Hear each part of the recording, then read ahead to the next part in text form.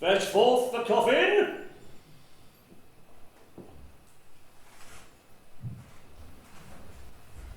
Come along, don't make a meal of it.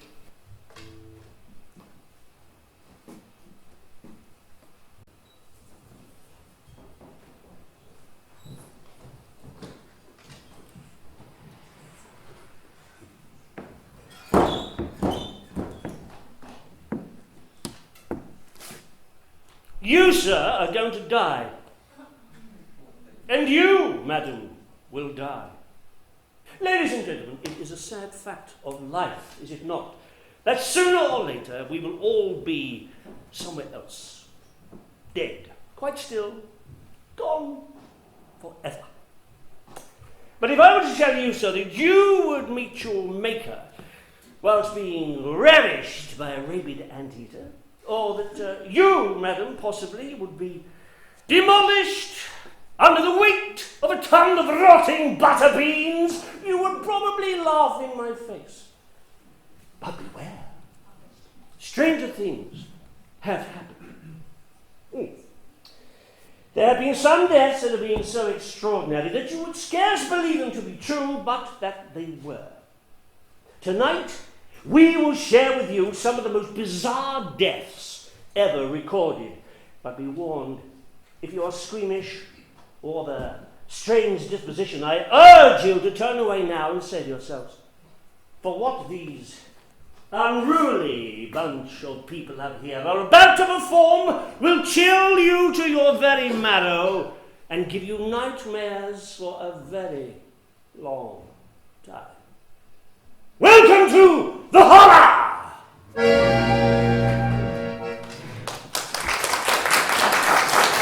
Please. Our tales begin in 1857 at the Kensal Green Cemetery, London, where a pallbearer by the name of Henry Taylor was carrying out his solemn duty, helping to carry a coffin to its last resting place when tragedy struck. Now, it turns out that our Henry was a bit of a clumsy bugger, and he tripped over a tree root and fell to the ground, whereupon the other pallbearers lost their grip upon the coffin, which crashed upon his head, killing him stone dead. 2 for the price of 1. What a way to go. We give you Henry Taylor. 1, 2, 3, 4.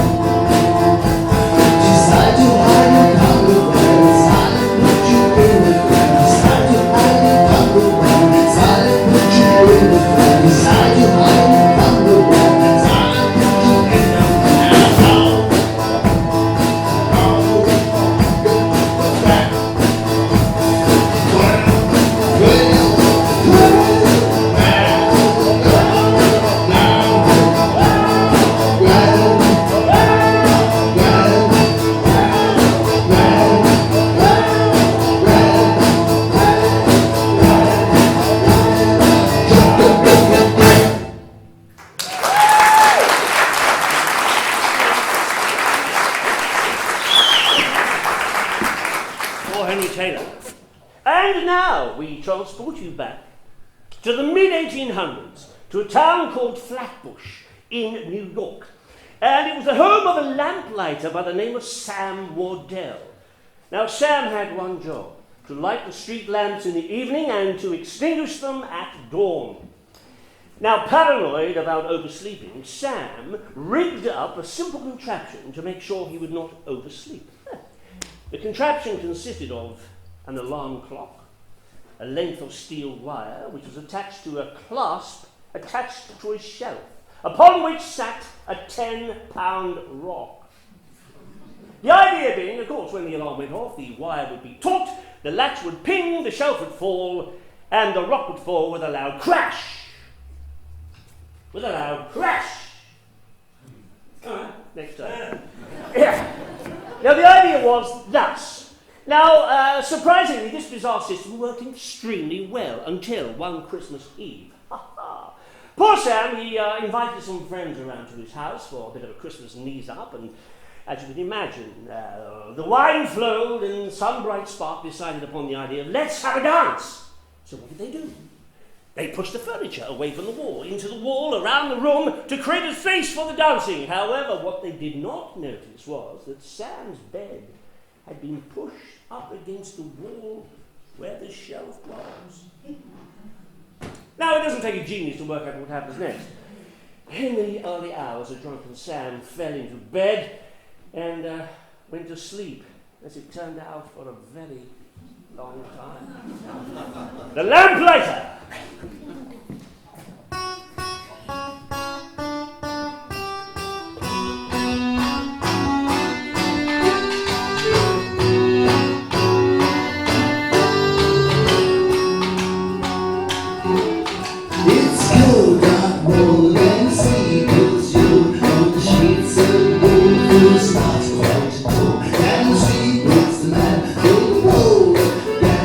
Sit in the darkness of the street.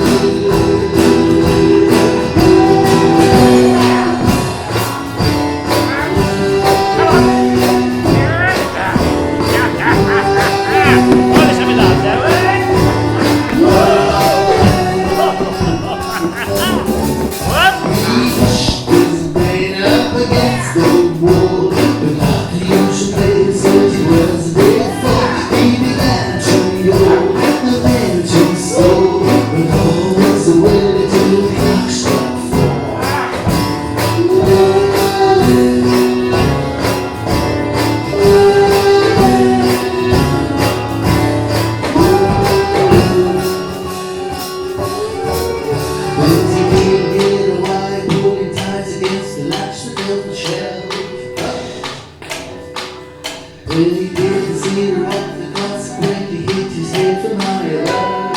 Oh, Will said Sally had the appetizer, who slowed down. Will said Sally had the appetizer, who slowed down. Will said Sally had the appetizer, who slowed down. Will said Sally had the appetizer, who slowed down. She was at one of his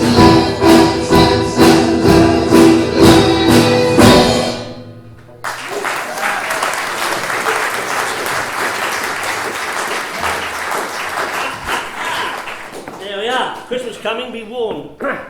Now, for our next tale. It's a truly bizarre death that occurred in a small Lincolnshire village. A 30-year-old woman became seriously ill. It baffled the doctors, they could find nothing wrong with her, but she became iller and iller and iller. Perhaps if the doctors had known about her shocking habit, they could have saved the poor wretch, but it wasn't to be. She died. At her post-mortem, the surgeons were sickened to discover a black, solid mass in her ulcerated guts. It weighed 2 pounds and resembled a duck with a long neck.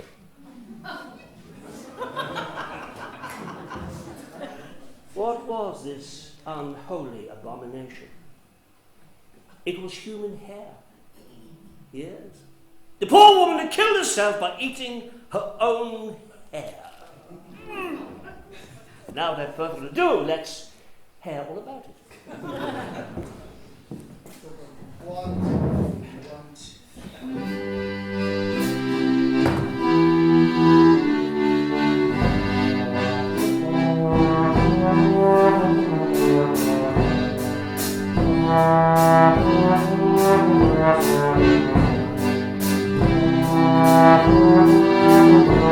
the doctors were baffled. The patient was dead.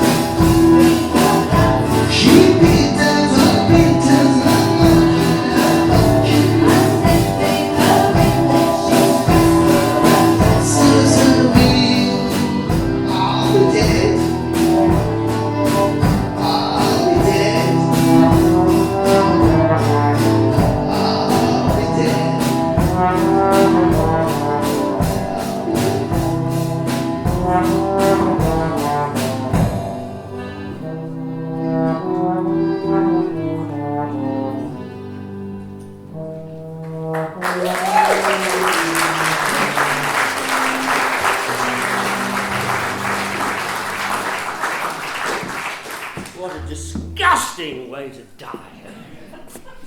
Now, for thousands of years, humans have sought the company of small furry creatures to keep as pets. Now, cats, of course, are wonderful companions and have brought pleasure to millions of people across the globe. However, for some people, one or even two moggies are simply not enough, and they insist on filling their houses with the meowing felines. In 1876, there lived a rich and eccentric Iranian woman who brought and bred so many cats that one can only imagine the dreadful pong that must have emanated from her house. Now, one day, tragedy struck, of course, when a fire broke out. And as the panic spread through the house, two maids were sent to open the door that led to the living quarters of the precious and much-loved cats. As they threw open the door, however, these two unsuspecting maids could never have imagined the horror that they were about to witness. Terrified by the oncoming fire and the smoke, the cats had become a hostile and frenzied pack of wild animals, and they launched themselves at the maids, scratching and tearing at their faces and bodies with such a violence and aggression that the victims were left covered in blood and with their faces hanging off of their skull. They died. So next time you hear yourself saying, "Here, kitty, kitty," or "Here, pishy, pishy," remember them. Pishy, pishy.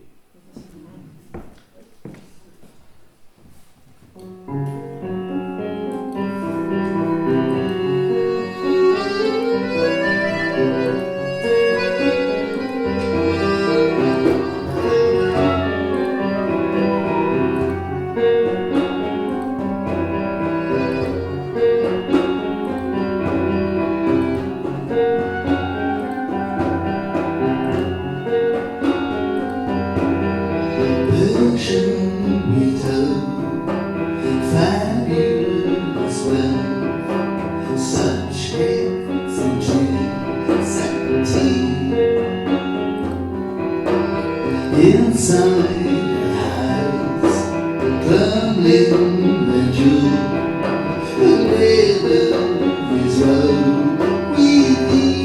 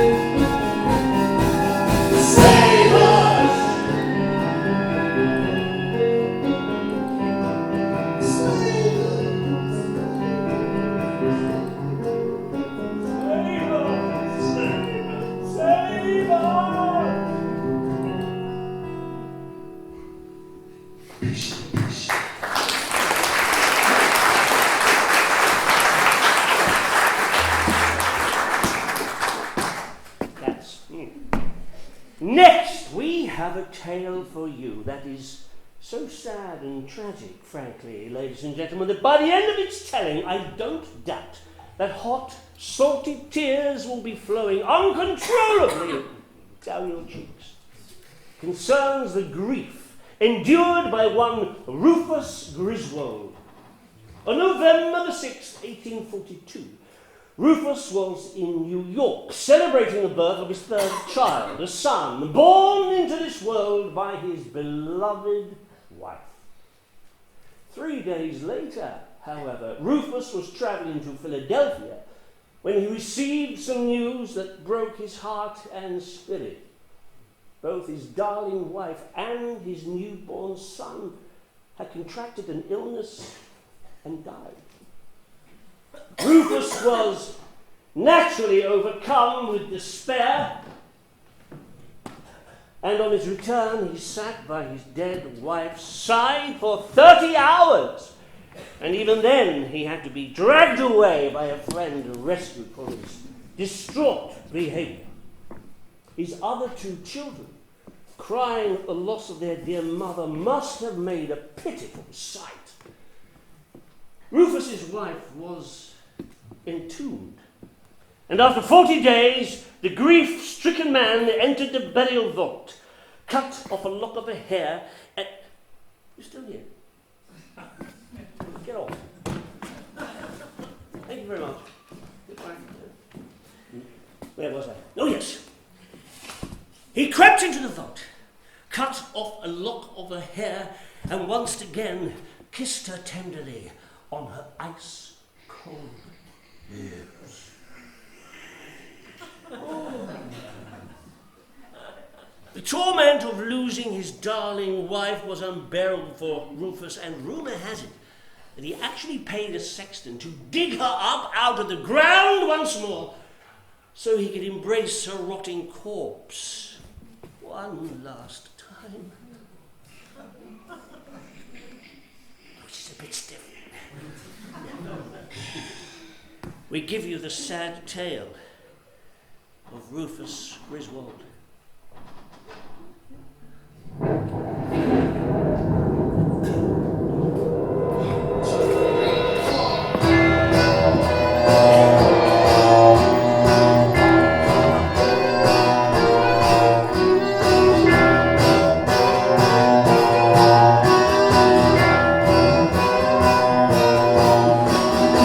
Rufus was violent, the wife is so calm, he miss her every day.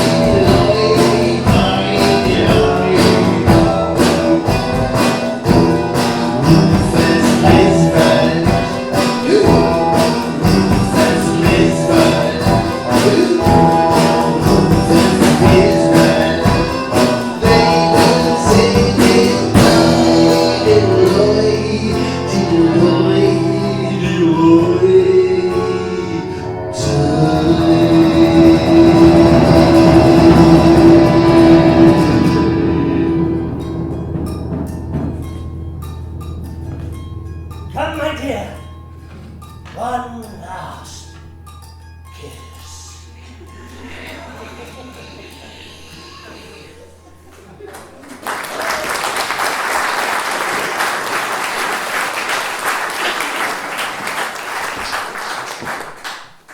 I've never done that before. Now, to our next horrific tale for you. There is nothing sweeter, I'm sure you'll agree, than the taste of clear, fresh water. And for the inhabitants of Aldgate back in 1860, the local water pump provided just that.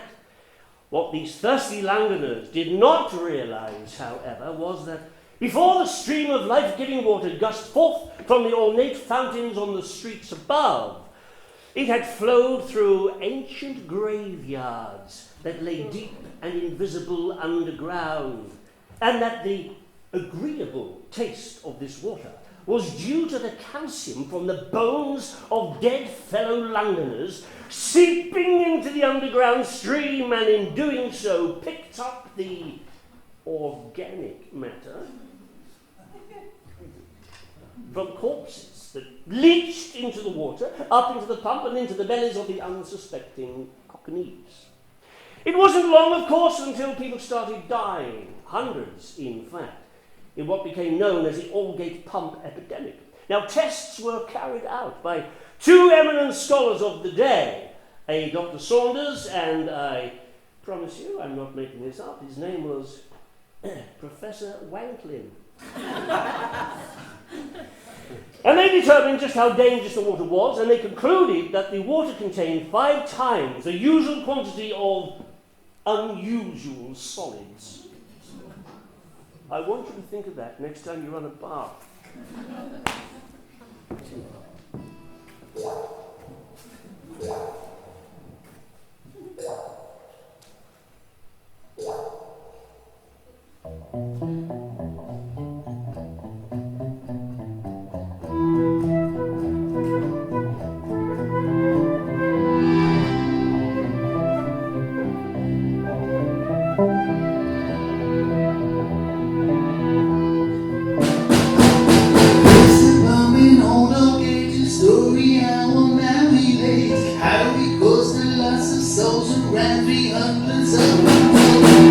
They were unaware what was lurking there. Oh my Lord. Hurrying through to cemeteries, leaking, seeping, rancid waves. Silently the poison flows through flesh and bones, all lies away. The most peculiar taste was melting blood and famous seal.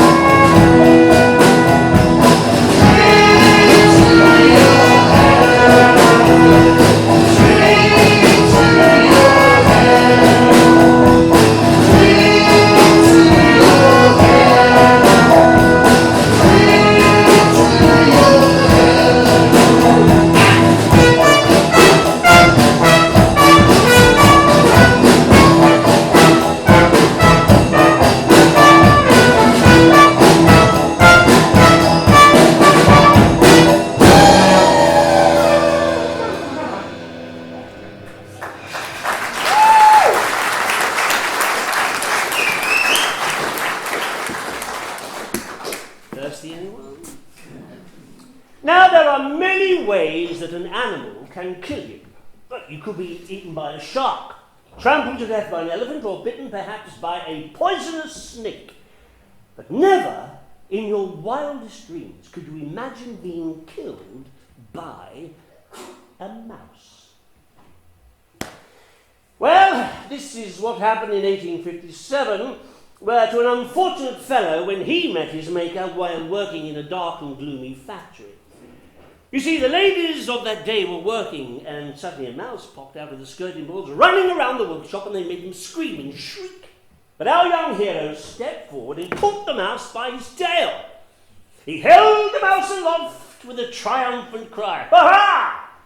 But, unfortunately for him, he let go of the mouse's tail, which ran up his sleeve, out of his shirt, and he was so amazed his mouth was wide open. Well, it must have seemed like a lucky escape route for the poor mouse. He dived straight into the man's gullet, past his esophagus, clawing and scratching and biting as he went. And the poor fellow, of course, was in absolute agony, clawing at his chest and screaming, but it was no use. He fell to the floor, blood issuing forth from its orifice in his face. Now, before we go on, I must tell you, ladies and gentlemen, this is our last tale. Have you enjoyed this wonderful music, I wonder? Yes. Indeed. Yes, let's have a round of applause for the Love Lighters Ensemble!